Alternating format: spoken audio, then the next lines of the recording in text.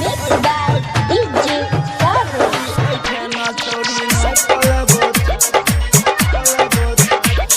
भागलपुर से लियो बराती डीजे वाला भाई कोनी बेस बढ़ाबो हो। भागलपुर से लियो बराती ओठन छौरी नय पले बछाती मधेपुरा से लियो बराती ओठन छौरी नय पले बछाती गे छिए हम देहाती नय पले बछाती गे छिए हम देहाती धरी लेबो 12 बजे राती ओठन छौरी नय पले बछाती मधुबनी से लियो बराती ओठन छौरी नय पले बछाती भागलपुर से Music by DJ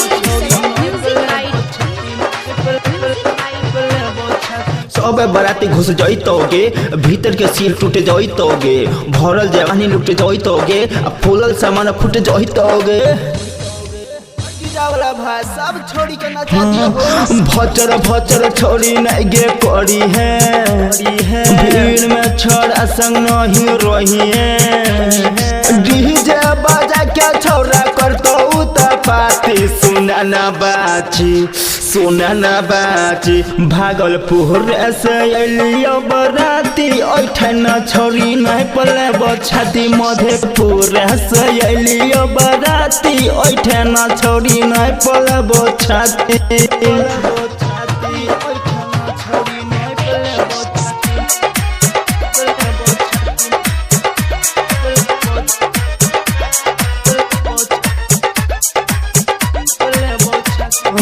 लियो छोड़ी बस्ती गे महल बना लेबो सस्ती गे करबो छड़ा सब मस्ती गे देखा देबो छोड़ी हस्ती गे और डीजे वाला भाई कोनी माल के बस्ती में जावन हां राइटर मनोहर विकास सब यही तो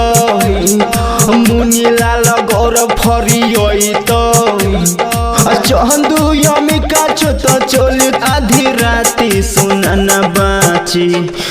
ना बाची नो गछिया से लियो बराती ओठन छौरी नय पले बछाती मधेपुरा से लियो बराती ओठन छौरी नय पले बछाती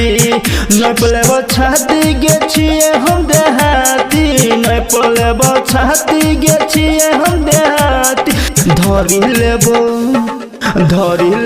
12 बजे राती ओठन छोड़ी नय पले बछाती मधुबनी से लियो बराती ओठन छोड़ी नय पले बछाती शिवानी कॉलिंग स्टूडियो नगोछा 0 माइल।